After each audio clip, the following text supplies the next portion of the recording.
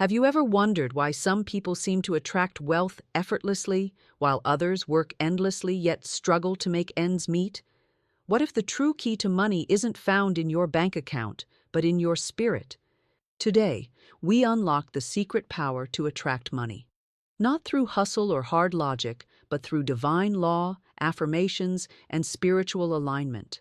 Step into the realm where money flows like a river, and you are its chosen channel. Wealth is a divine right. There is no virtue in lack, and no spiritual gain in poverty.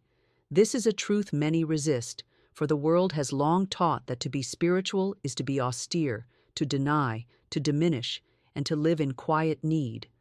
But divine law does not favor misery. Divine law is abundant, extravagant in its beauty, overflowing in its supply. Look to nature and see, the trees do not bear one leaf, but thousands. The oceans do not hold a single wave, but infinite movement. The stars are not counted on one hand. Why then should man, made in the image of the infinite, expect limitation? Wealth is not greed. Wealth is not selfishness. Wealth is a form of divine expression. It is the natural result of alignment with truth. Money, when understood rightly, is simply an avenue through which God's good flows into visible form. When you remove the veil of fear and false belief, you see money for what it is, a servant, not a master, a symbol, not a source. The true source is spirit, and spirit is limitless. You were not born to scrape and struggle. You were born to radiate, to receive, to reflect the opulence of the Creator. There is nothing pious about worry. There is no holiness in dread. Faith is wealth's companion. The one who walks in divine certainty has already claimed their portion. But the one who doubts delays their inheritance, for what you expect, you prepare for. And what you prepare for, you receive. The universe operates on divine law, not chance. When a soul recognizes wealth as their birthright, they step into harmony with that law. They no longer chase money in fear. They no longer hoard out of distrust. Instead, they speak with power, they give with joy, and they receive with gratitude.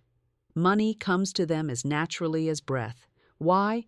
Because they no longer resist it. They no longer see it as something separate from their spiritual path. They understand that God operates through all channels, and money is one of them. You may say, "But I have labored long and earned little." Then examine not the work of your hands, but the words of your mouth. For it is written, "By thy words thou art justified, and by thy words thou art condemned." What have you been declaring over your finances? Have you spoken of lack, or have you declared increase? Have you identified with poverty, or have you remembered your inheritance as a child of the divine? It is not arrogance to claim abundance. It is not selfish to expect supply. Just as it is not selfish for a rose to bloom or a river to run, creation is abundant by design. You were never meant to beg at the table of life. You were meant to feast. The feast is spiritual first. It begins in thought, confirmed by word, and brought into form by faith. And faith is the unseen currency of the universe. When you walk in faith, you walk as one who already has. You speak as one who already knows. You act as one who already receives. This confidence is not of the ego. It is the knowing of divine alignment. You do not plead for wealth. You permit it. You do not demand supply. You declare it. You do not strive. You surrender to the law. Those who understand this live differently. They are not swayed by appearances. They are not shaken by the temporary. They do not look to the outside world for signs. They look within, and from that inner vision, they speak their world into being. Their wealth is not just in coins or accounts, but in peace, in purpose, in the constant awareness that they are supported, guided, and provided for at all times. The power of the spoken word. Words are not mere sounds. They are seeds. Each syllable sown into the invisible takes root in the visible. What you speak, you shape. What you declare, you draw near. Long before something appears in your hand, it has passed through your mouth.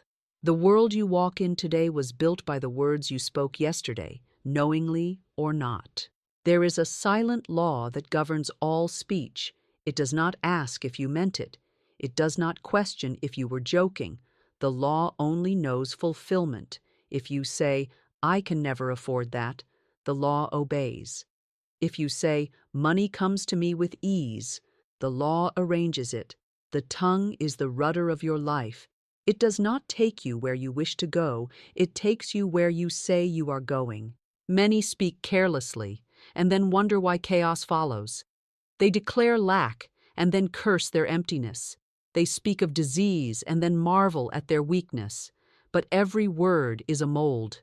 The invisible substance of spirit rushes to fill it. When you say, "I am broke," you issue a divine command. When you say, "I am blessed," you call forth the host of heaven. Nothing lies closer to creation than the Word. In the beginning was the Word, and that Word, still today, creates. Your voice carries the current of life. Speak with intention, and you speak with power. Speak with fear, and you build what you dread. The spoken word is not passive. It is active. It is creative. It is law in motion. You may not see the effects immediately, but do not be deceived. The delay is the germination. Speak a thing consistently, and it must appear. Say, "Everything I touch prospers, and you shall find your hands blessed."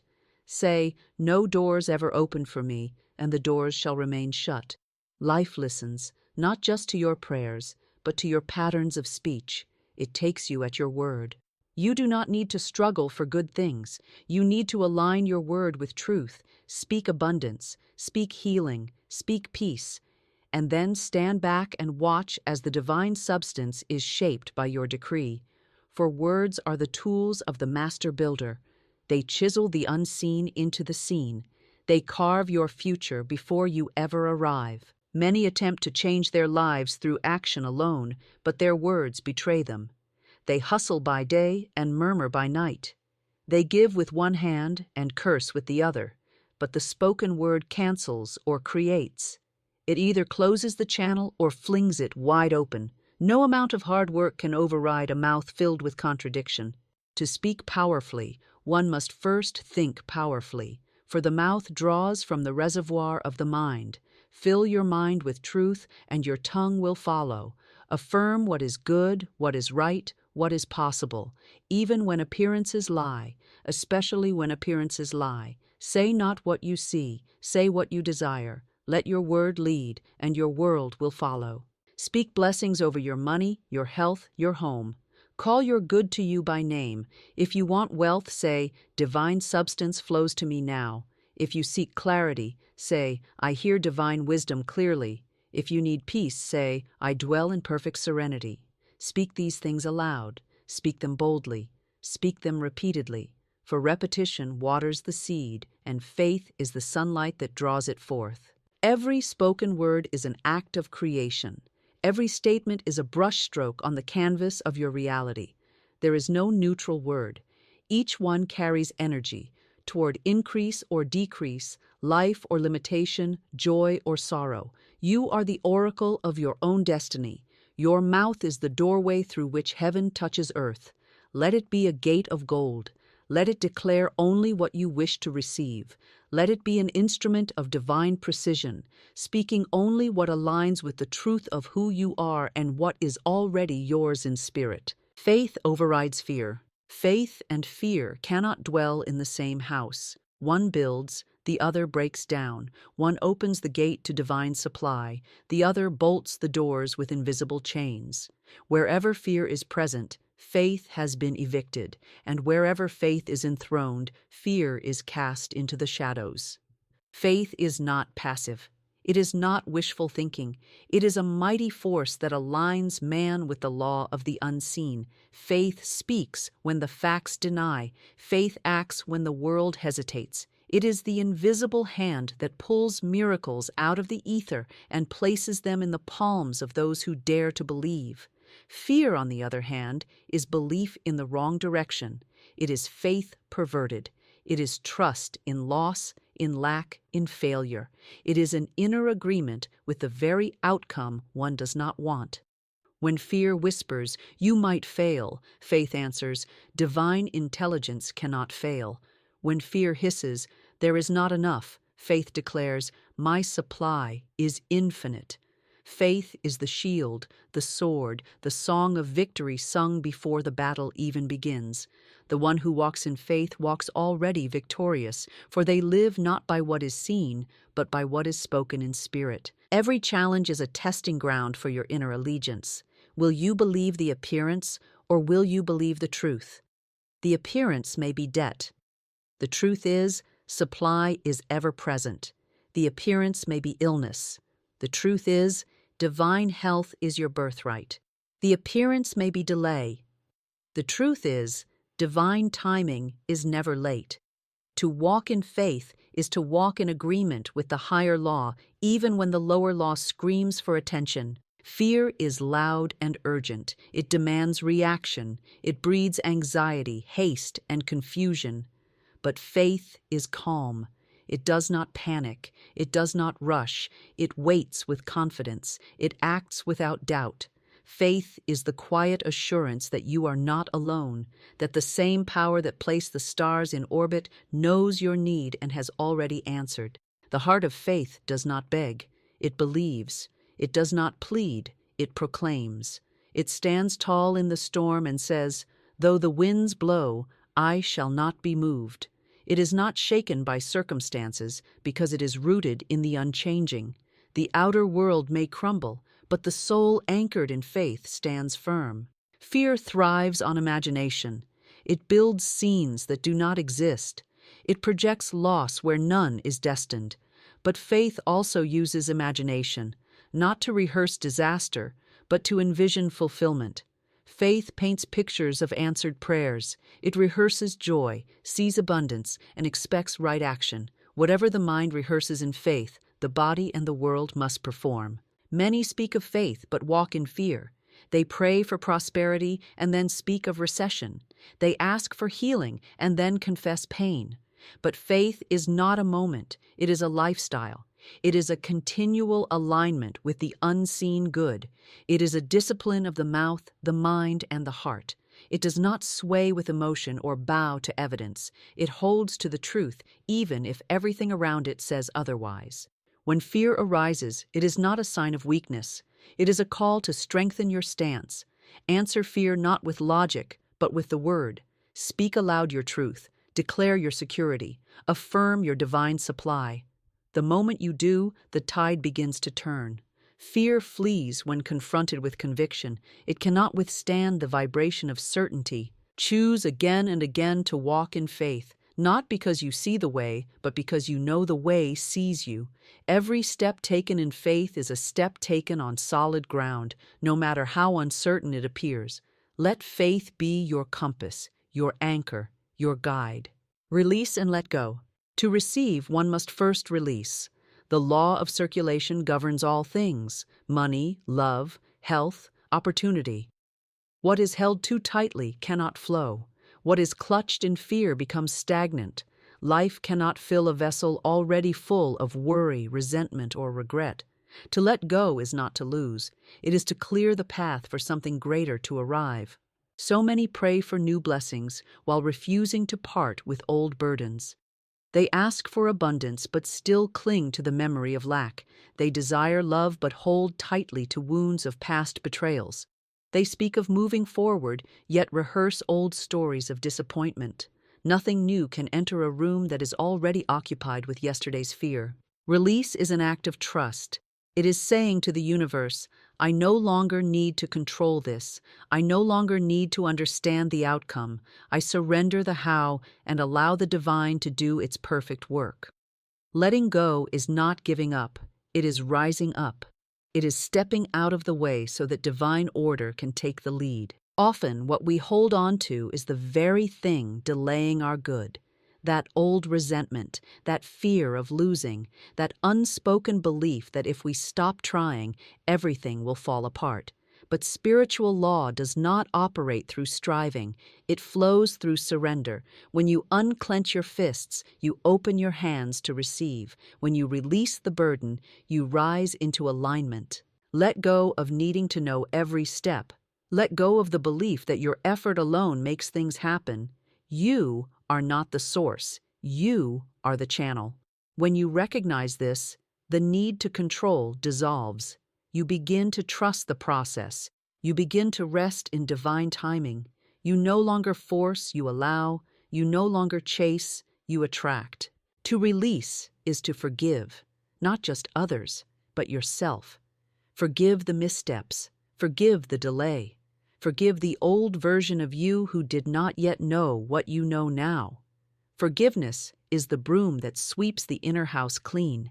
It is the clearing that allows divine supply to rush in unobstructed. Where there is forgiveness, there is freedom. Where there is freedom, there is flow. Holding on comes from fear. Fear that you won't have more. Fear that you must protect what you have. Fear that you cannot trust life. But life is always seeking to give. It is always unfolding something better. When you release the lesser, the greater appears. When you let go of the outdated, the upgraded enters. Speak it aloud. I now release all that no longer serves me. I release fear. I release control. I release limitation. These are not just words. They are commands to the universe. They signal readiness. They announce to the divine that you are no longer bound by the old patterns. And as you release, you create sacred space. You invite the new with open arms and a light spirit. Releasing also includes releasing attachments to specific outcomes. You may think you know how your good must appear, but the universe often has a higher way. Let go of the blueprint. Let go of the timeline. Trust that what belongs to you cannot miss you, and what is not yours cannot stay. In that trust you find peace. In that peace you find manifestation. Every breath is a chance to let go. Every exhale is a symbol of release. Nature itself shows you the rhythm. Fall must come before spring. Shedding must come before blooming. So, release with grace. Release with joy. Release not in sorrow, but in sacred expectancy of what now has room to arrive. Gratitude unlocks increase. Gratitude is the golden key that opens every door. It is not just polite speech or sentimental feeling, it is a powerful spiritual force. When truly felt, gratitude transforms the mind, lifts the vibration, and prepares the soul for increase. It is the signal to the universe that you recognize the good you have and are ready for more. Many wait to feel grateful after they receive. They say, I will give thanks when the money comes, when the healing appears, when the situation changes. But spiritual law works in reverse. The giving of thanks precedes the manifestation. The thankful heart draws in the very thing it praises in advance. Gratitude is not a result of abundance. It is the cause of it. When you bless what you have, no matter how little it appears to be, you multiply it. When you complain, you cancel the blessing. The one who murmurs delays their own increase, but the one who gives thanks, even for a small coin, a simple meal, a quiet moment, sets the wheels of divine supply in motion. What you praise, you raise. What you appreciate, appreciates. Gratitude shifts the focus. It takes the mind off what is lacking and centers it on what is present, and what is acknowledged begins to expand. The thankful soul is not blind to challenge, but they see beyond it. They speak, not of limitation, but of the limitless source behind all things, and in doing so, they align with abundance itself. To walk in gratitude is to walk in divine alignment. It is to live in recognition that every breath is a gift, every sunrise a miracle, every provision a sign of infinite supply. You begin to see blessings in the overlooked, the unexpected kindness, the lesson learned in difficulty, the unseen protection that kept you safe. Gratitude opens the inner eye to what is already working, already unfolding, already arriving. You cannot attract what you do not honor. If you dismiss the small, you reject the large. Gratitude sanctifies what you have and clears the channel for more. If you want more money, bless the money you have. If you desire a better home, give thanks for the shelter you're in. If you long for companionship, be grateful for every form of connection now present in your life. Speak it aloud. I give thanks for the blessings I see and those yet unseen. I rejoice in what I have and prepare for what is coming. Words of thanksgiving are seeds. Each time you speak them, you plant another harvest, and the soil of the Spirit responds quickly to praise. Increase is drawn not by desperation, but by rejoicing. Gratitude also dissolves resistance. It softens the heart, stills the mind, and opens the hands. A grateful person does not clench or grasp. They receive with grace and give with joy. They do not fear loss because they have trained their eyes to always find gain. Even in delay, they give thanks for divine timing. Even in seeming loss, they bless the hidden wisdom. When faced with challenge, gratitude does not pretend. It perceives. It says, "Though I do not yet see the answer, I give thanks that it already exists in spirit." This is not naivety. It is mastery. It is spiritual vision in action.